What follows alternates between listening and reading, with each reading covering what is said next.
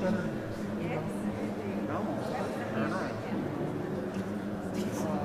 Well, this is much work for over here. How's that? Okay, we're ready to go. Well, good morning, everyone. Good morning. Mic's on, good. Good to see everyone. These get-togethers are starting to feel a bit more regular now. I am here to update you on my office's continuing efforts to secure our elections. As long as I am Secretary of State, Georgia will lead the nation in election security and election integrity and accessibility. As part of our continuous drive for improvement, we have worked hard to be the number one state in the country for election security and integrity. As you can see, I am joined here today by several county election directors. These professionals from across Georgia work unbelievably hard, and they are underappreciated. Their work allows all eligible voters in our state of Georgia the ability to securely cast their votes in whichever manner they choose, by voting during our 17 days of early in-person voting, or using the no-excuse absentee voting option, or voting traditionally at their local polling location on Election Day.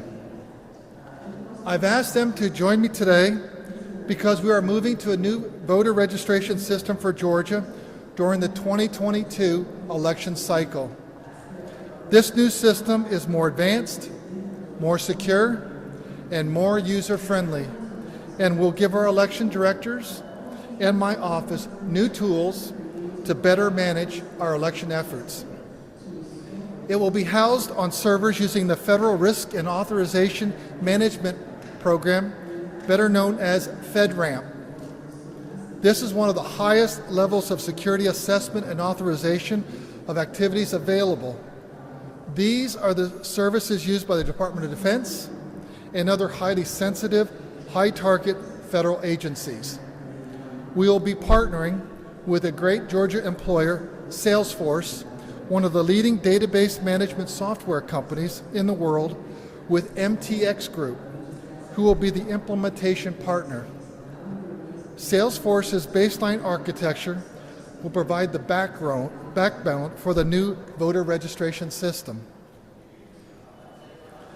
For many years, our current voter registration system, ElectionsNet, or eNet as we call it, internally has done a good job for our voters and our election directors and workers around the state.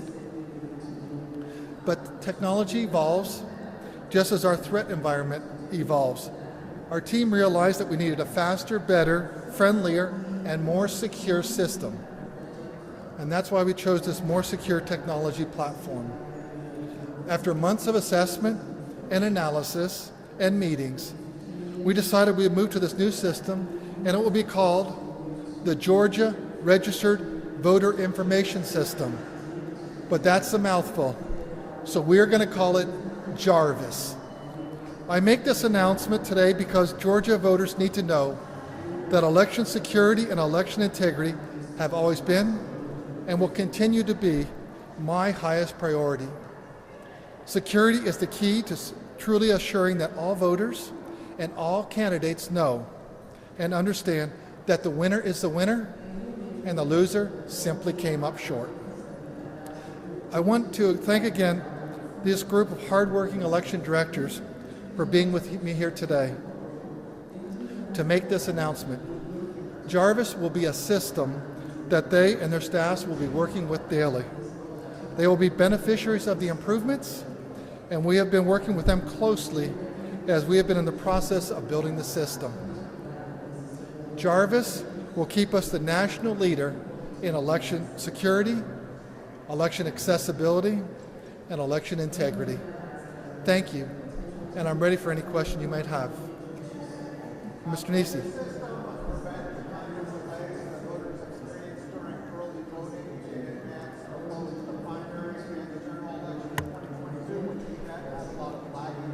Yeah, this system has a lot higher capabilities, so we know that lines will be much shorter. If we only arrange early voters to all show up at different precincts, but it will be, it just has a lot more capacity.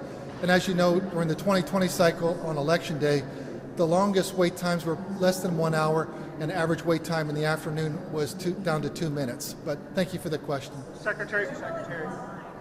It'll be online in March, but we'll continue to keep eNet operable, so we have a backup system. But the counties will have a lot of work, but they did a 100% hand recount working together with us. This will be a total team effort, and we'll be working alongside them to get this fully implemented for the elections that are coming up in the spring. Mr. Secretary, will the average voter see a difference, or will this be more behind the scenes for the elections offices?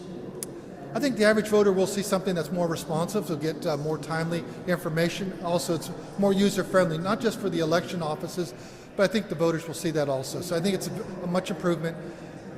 eNet was put into place somewhere around 2013, and you look at that, that's almost 9-10 years ago, and they say technology doubles in improvement every 2 years. So they will definitely, everyone in Georgia will see the improvement, particularly anyone involved in the back office election management system. Yes, sir. Not that you'll really notice that so much, but that'll be implemented, but it'll be relatively very friendly, user-friendly for all voters. Secretary, another system that's been asked about in this building are the voting systems themselves. There's Senate Bill 233. Do you see any reason to change the voting systems that voters use right now? No. When we did the 100% hand recount, we proved the reliability and accuracy of the machines. The hand recount was virtually the same as the machine count, and then we did another count with the scanned ballots.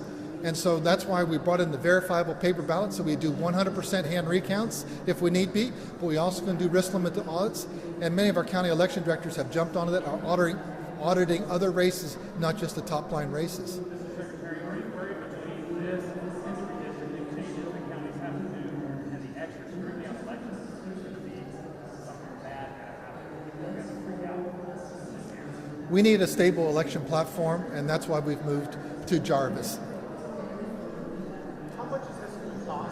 How much is it going to cost the state? How much is it going to cost all these counties? The counties we have bond and HAVA dollars that'll help defray the cost for us, so we have the bond money there, and so that'll be something that we can fully implement that without additional request on the budget.